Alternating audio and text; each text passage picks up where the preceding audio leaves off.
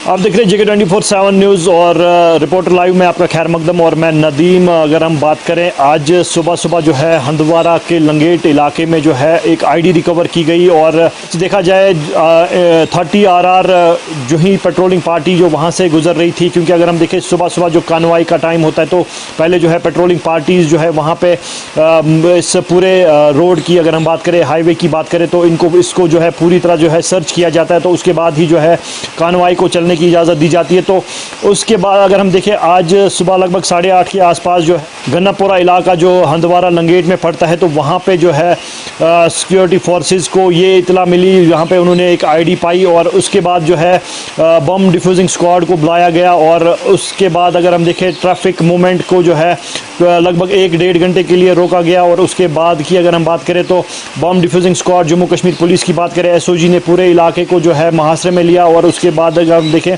इस बम defusing squad की जानिब से जो है वहाँ पे इस आईडी को डिफ्यूज़ किया गया और उसके बाद की अगर हम बात करें तो ट्रैफिक मूवमेंट को जो है फिर बहाल किया गया है। और अगर हम नॉर्थ कश्मीर की बात करें तो नॉर्थ कश्मीर के अंदर ये दूसरी आईडी जो है जो एक हफ्ते के अंदर अंदर रिकवर की गई है। श्रीनगर बारामूला नेशनल हाईवे की बात करें, लास्ट सैटरडे की बात करें तो लास्ट सैटरडे को भी जो है बारामूला श्रीनगर नेशनल हाईवे पे लगभग 9 बजे के आसपास एक आईडी रिकवर की गई थी और उसके बाद जो है बम डिफ्यूजिंग स्क्वाड वहाँ पे पहुँचा तो उन्होंने जो है उस आईडी को डिफ्यूज़ किया और एक बड़ा हादसा होते होते जो है वो टाल दिया गया। और अगर हम इस वक्त लंगेट हंदवारा की बात करें तो लंगेट हंदवारा के अंदर जो है आज सुबह सुबह ये खबर 30 RR को जो है वहाँ पे एक आईडी मिली है और उसके बाद तुरंत जो है वहाँ जम्मू कश्मीर पुलिस की बात करें, SOG की बात करें तो या 30 RR की बात करें तो वो वहाँ पे पहुँचे और बम डिफ्यूजिंग स्क्वाड वहाँ पे पहुँचे तो उन्होंने जो है ट्रैफिक मूवमेंट वहाँ पे ट्रैफिक चल रहा था तो उसको कुछ देर हंदवारा लंगेट की बात करें तो इस हाईवे पे जो है ट्रैफिक को रोक दिया गया और उसके बाद जो है बम डिफ्यूजिंग स्क्वाड ने जो है वहाँ पे इस आईडी को नाकारा बनाया और ये हम कह सकते हैं कि सिक्योरिटी फोर्सेस जो है लगातार चौकन्ना रहती है।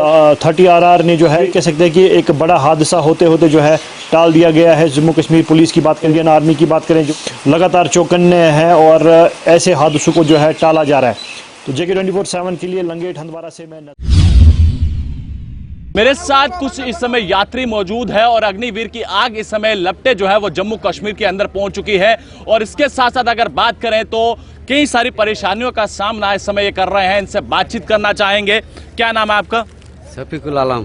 क्या कहना चाहेंगे आप? हम इधर 2 दिन से फंसा हुआ है, हमारा बीवी बाल बच्चा उधर रो के मरता है और इधर हम भूख में मरता है, गाड़ी नहीं मिलता है।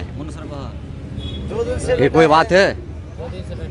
पैसा कुछ नहीं है हमारा पास, गरीब आदमी है, हम इधर फंसा हुआ है। ये कौन सा सरकार है? टिकट पहले टिकट कटवाता है फिर बाद में बोलता है जब गाड़ी पकड़ के टाइम आया वो बोलता है गाड़ी नहीं जाता है, गाड़ी नहीं जाएगा। आप कब पहुंचे थे यहाँ पे जम्मू के अंदर? और हाँ वो 2 दिन हो गया। कश्मीर, जम्मू कश्मीर। कश्मीर में काम कर रहे हैं? हाँ, पैसा में कुछ नहीं है। खाने वाने की व्यवस्था किस तरह? खाना वाना कहाँ है? अभी पैसा नहीं हो, सरकार खाना भी नहीं देता है। कहाँ मिलेगा? ये कोई बात है? ऐसे कौन सा तरीका है? सरकार कैसे सरकार मिला हमको? आप सरकार से क्या मांग करते हैं, क्या कहना चाहते हैं? हम बोलता हूँ जो गाड़ी मांगो, हम घर जाएंगे खुद। गाड़ी चाहिए, बाल बच्चा है, पैसा खत्म हो गया ना। पैसा खत्म हो गया। हमको बोलो जो फ्री दे दो, फ्री में गाड़ी दे दो हमको। टिकट भी बंद हो गया। क्या करेंगे हम? इधर कुछ नहीं है। क्या इधर जितना भी आदमी है सबका टिकट है, लेकिन टिकट अभी तक कैंसिल भी नहीं हुआ है, किसी का पैसा रिटर्न भी नहीं आया है। अच्छा, पैसा भी रिटर्न है? नहीं हुआ अभी तक, किसी का पैसा रिटर्न नहीं हुआ। पैसा भी रिटर्न नहीं हुआ तो इस समय क्या करेगा? बैठो जी, क्या कहना चाहेंगे आप? सर, हम ऑनलाइन में टिकट बुक किया था जी, सीट बुक किया था रेल का अभी टिकट नहीं, कैंसिल भी नहीं कर दिया और पैसा भी नहीं वापस आया और गाड़ी भी नहीं मिलता है हमको। क्या लगता है कि जो वहाँ पर प्रदर्शन किए जा रहे हैं, आप किस तरह से देखते हैं? कई सारे स्टेशंस को जलाया गया है और कई सारी ट्रेनों को जलाया गया है, तो आप क्या मांग करते हैं सरकार से? सरकार को हम मांगता है जहाँ गाड़ी क्या करेगा प्रशासन, क्या करेगा? जो गाड़ी जलाया उसको खुद सरकार क्या करता है? उसको पकड़ो, ये गाड़ी क्यों जलाया? आदमी चढ़ा हुआ है, उसको गाड़ी जला दिया तो उसको जेल में, उसको पकड़ के जेल में भरो। ट्रेन में आदमी है, अगर ऐसा जला देगा तो कौन जिम्मेदारी लेगा? आदमी अगर कोई मर जाएगा, उसका बाल बच्चा है, बीवी बच्चा है, अगर मर जाएगा तो क्या करेगा वो बेचारी? घर में बैठ के उसका बीवी बाल बच्चा क्या करेगा? आप लोग आग लगा देता है, आदमी चलता है सफर में, तब बहुत अमीर आदमी जो है प्लेन में चलता है, गरीब आदमी और ट्रेन में चलता है सफर में, फिर आग क्यों लगाता है ट्रेन में? ये हम लोग चाहते हैं ट्रेन में आग नहीं लगना चाहिए, सबको अपना अपना घर पहुंचना चाहिए, सबको गाड़ी देना चाहिए सरकार को, यही मांगता है हम लोग। देखिए साफ तौर पर हम लोगों के पास पैसा भी नहीं है, उसको बोलो जाए ऐसे ही लेके जाओ गरीब को, यही मांगता है हम। फिर वो जब पैसा हम दलाल से काटता हूँ टिकट, तो साले 1000 का टिकट देता है और 2000 कांडार में लेता है 700 400 रुपये किधर गए भाड़ में? ऐसी सरकार है, वो क्या करता है वो जो पुलिस वाला है? देखिए आप इस समय अग्निवीर की जो आग है वो इस समय जम्मू के अंदर पूरी तरह से पहुंच चुकी है और इनका यही साफ तौर पर प्रशासन से मांग है कि ना ही इनके पास इस समय खाने के लिए पैसे हैं और बीते 2 दिनों से ये जम्मू के अंदर बैठे हुए हैं और लगातार इंतज़ार किया जा रहा है कि अपने घर जो है वो सुरक्षित पहुंच सकें। और अग्निवीर की आग जो है उसकी लपटें अब जम्मू कश्मीर के अंदर भी पहुँचना शुरू हो चुकी हैं। तब तक के लिए आप बने रहें JK 24/7 के लिए। कैमरा पर्सन दीपक कुमार के साथ अनिल शर्मा की रिपोर्ट जम्मू से। सेना की नई रिक्रूटमेंट पॉलिसी अग्निपथ को लेकर लगातार विरोध जताया जा रहा है तमाम युवाओं द्वारा। युवा सड़कों पर हैं। पूरे देश की अगर हालत आपको बताएं तो हालत आपके सामने है, जगह जगह पर आगजनी हो रही है और जम्मू कश्मीर में भी लगातार युवा सड़कों पर है और इस योजना का विरोध जताया जा रहा है और साफ तौर पर युवा कह रहे हैं कि ये हमें एक्सेप्ट नहीं है नई योजना अग्निपथ, जिसमें हमारे योद्धा जो अग्निवीर होने के नाते वहां पर देश सेवा करेंगे। लेकिन पिछली भर्ती प्रक्रिया का क्या होगा, जो कहीं ना कहीं आज तक उसका पता ही नहीं है, रिटन एग्जाम उसका नहीं हुआ। तमाम युवा कह रहे हैं कि हमारा पिछला प्रोसेस जो उसे कंप्लीट किया जाए, उसके बाद जो मर्जी योजनाएं आप बनाए, लेकिन इस योजना को कटघरे में खड़ा कर दिया है। सांबा में भी आज प्रदर्शन हुआ, तो यहां युवाओं से भी जानने की कोशिश करेंगे क्या इनका कहना है। सबसे पहले तो मैं आपसे शुरुआत करूंगा, आप तमाम युवाओं को यहां समर्थन में आए हैं, इस योजना का विरोध कर रहे हैं, तो क्या कहेंगे इस योजना को लेकर, क्या संदेश आपका केंद्र सरकार को लेकर? देखिए, योजनाएं जो भी बनती हैं लोगों के हित के लिए बनती हैं।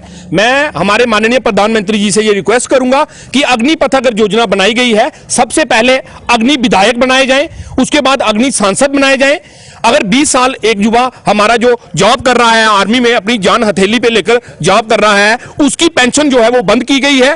पहले एमएलए विधायक की पेंशनें जो है वो बंद की जाए, उनको जो 40-40 50-50 लोगों की सिक्योरिटी दी गई है वो सिक्योरिटीज बंद की जाए। उसके बाद अगर आप अग्निपथ ये जो फॉरेन की पॉलिसीज अडॉप्ट कर रहे हैं, बाकी इजराइल, रूस, अमेरिका की तरह अगर पॉलिसीज अडॉप्ट की जा रही हैं, तो पहले हमारे जो एमएलए विधायक हैं इनको भी उन कंट्रीज की तरह एक बार मौका मिलना चाहिए जहां पे चल नहीं सकता, लेकिन वो प्रधानमंत्री बना हुआ है, वो केंद्रीय मंत्री बना हुआ है, वो विधायक बना हुआ है। 70-75 साल के लोग देश चला रहे हैं, लेकिन हमारे युवाओं को जो है वो 4 साल नौकरी का मौका दिया जा रहा है। युवाओं के साथ भेदभाव जो है वो मंजूर नहीं किया जाएगा।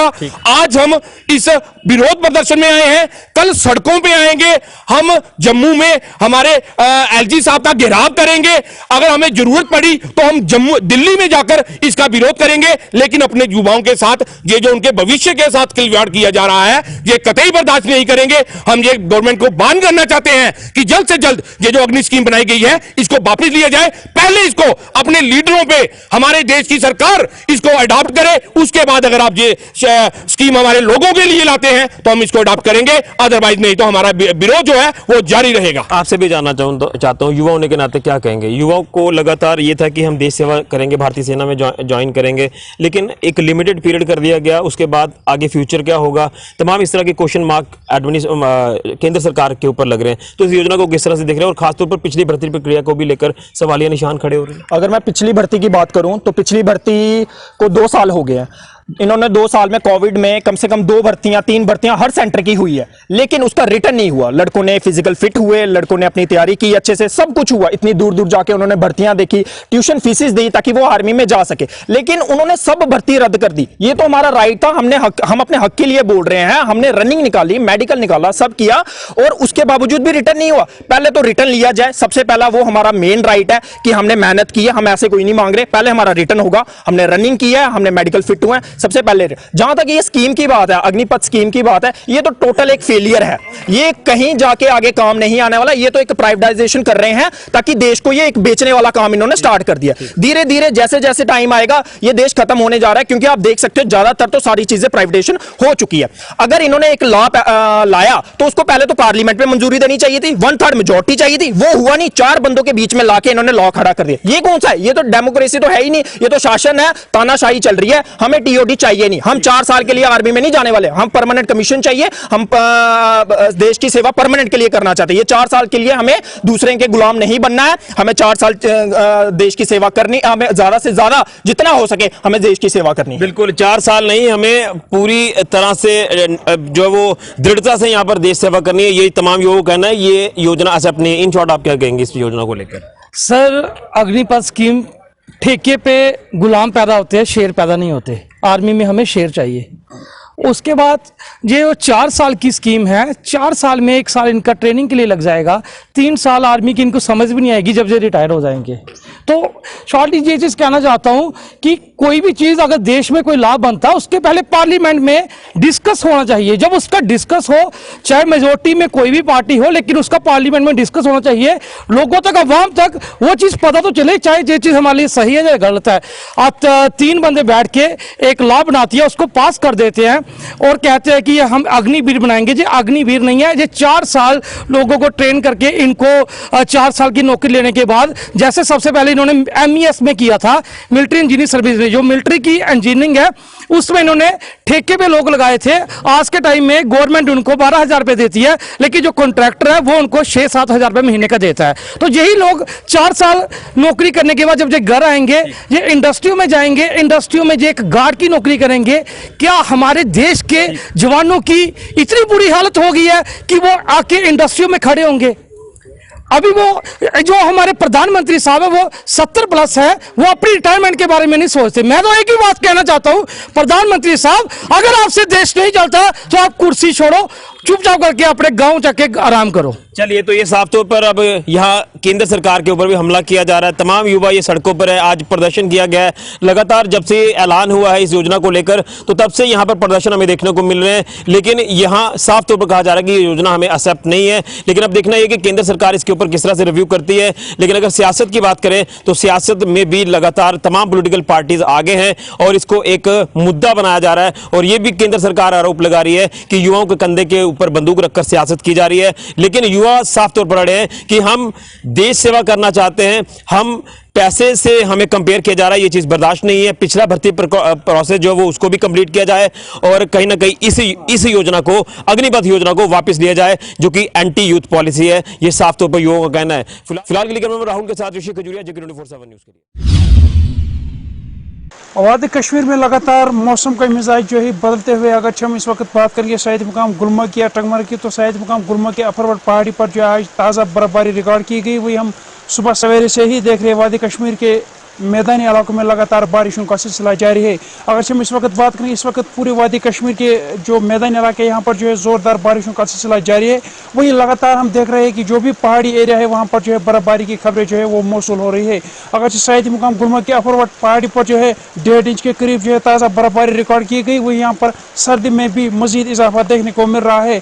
अगर यहाँ पर हम जब हमारे यहाँ पर आम लोगों से बात हुई, आज जो ज़मींदार तबके से लोग कहीं ना कहीं उनके चेहरे जो है मायूस को नजर आ रहे हैं। जिस तरह से कुछ दिन पहले यहाँ पर मुख्तलिफ तरह के फसल जो है बोए गए थे, एक बार फिर यहाँ पर जमींदारों और जो एप्पल आर्चर्स है उन्हें कहीं ना कहीं मुश्किलों का सामना करना पड़ रहा है। लगातार हम देख रहे हैं सुबह सवेरे से ही वादी कश्मीर के मैदानी इलाकों से लेकर पहाड़ी इलाकों तक जोरदार बारिशों और पहाड़ी इलाकों पर ताज़ा बर्फबारी के इतला जो है वो मौसूल हो रहे हैं। एक बार फिर वादी कश्मीर में जो है सर्दी की लहर दौड़ गई है, वही लोग यहाँ पर मजबूर हो रहे हैं गर्म मलबूसात पहनने के लिए। उम्मीद करेंगे कि वादी कश्मीर में जल्द अज जल्द मौसम में कदर बेहतरी आए, ताकि यहाँ आम लोगों के साथ साथ जमींदारों को भी राहत मिल सके। आदिल डार, JK24/7 न्यूज़, गुलमर्ग, कश्मीर। हमें यहाँ पर ISDP जो सोनावारी है, इसमें आज का जो दौरा है इस हवाले से किया गया कि जो किरमकशी यहाँ पर हो रही है वो अपने फाइनल स्टेज पर है और जो गुंचाहे अब्रेशम है वो बनने की प्रोसेस में है, कंप्लीट होने वाले हैं। तो उसका रिव्यू करने के लिए कि इसका क्या प्रोग्रेस है, क्योंकि कुछ दिनों से हमें कुछ शिकायत भी मौसूल हो रही थी कि कहीं कहीं पर जो कीड़े हैं, जो सिल्क वर्म्स हैं, वो अनयूजुअली बिहेव कर रहे हैं। तो उसके लिए हमने यहाँ पर दौरा किया, तो लेकिन जो भी शिकायत थी वो सही नहीं थी, पूरी तरह से एनकरेजिंग है। यहाँ पर जो क्रॉप प्रोडक्शन है और सेटिस्फैक्ट्री इनकी परफॉर्मेंस है, हमारे फील्ड स्टाफ की भी, और जो रियरर्स हैं इनकी जो यहाँ पर इसमें प्रोसेस है सिल्क वर्म रियरिंग की, वो बहुत ही तसल्ली बख्श है।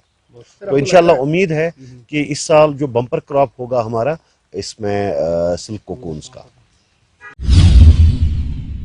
मैं हूं वसीम गत्तू। आपको बताना चाहेंगे कुछ दिनों पहले डोडा के भदरवा इलाके में टेंशन का माहौल बना था 8 से 10 दिन पहले। उसके बाद जो वहां का माहौल जब एडमिनिस्ट्रेशन ने देखा, वहां पे कर्फ्यू नाफिज कर दिया गया था और डोडा के अंदर धारा 144 लगाया गया था। मगर भदरवा से अभी बड़ी खबर सामने ये निकल के आ रही है, वहाँ का माहौल देख के एडमिनिस्ट्रेशन ने वहाँ पे पूरे दिन जो है आज रिलैक्सेशन दी है, उसके बाद फिर से वहाँ पे कर्फ्यू नाफिज कर दिया जाएगा। और आपको बताना चाहेंगे इंटरनेट वहाँ पे अभी भी सस्पेंड है और डोडा के अंदर भी इंटरनेट सस्पेंड था कल तक। कल जो है डोडा के अंदर फाइबर को छोड़ा गया है और ब्रॉडबैंड को छोड़ा गया है और ये अटकलें की लगाई जा रही हैं कि आज जो है इंटरनेट, मोबाइल इंटरनेट को भी छोड़ दिया जा सकता है। और आपको बताना चाहेंगे जिस तरह से भदरवा के अंदर हमने कुछ लोगों से खास बातचीत की, उनका यही कहना है एक तरफ से तो ऑनलाइन सिस्टम हो चुका है मगर वहाँ पे परेशानियों का सामना लोगों को काफ़ी ज़्यादा करना पड़ रहा है। खास करके राशन की अगर हम बात करें, राशन डिपो पर जब लोग जाते हैं वहाँ पर उनको राशन नहीं मिल रहा है। अगर वो इलाज करवाना अपना चाहते हैं तो इलाज प्रॉपर तरीके से नहीं हो रहा है आयुष्मान भारत पे। तो कहीं ना कहीं लोगों का यही कहना है कि जिस तरह से यहाँ पे माहौल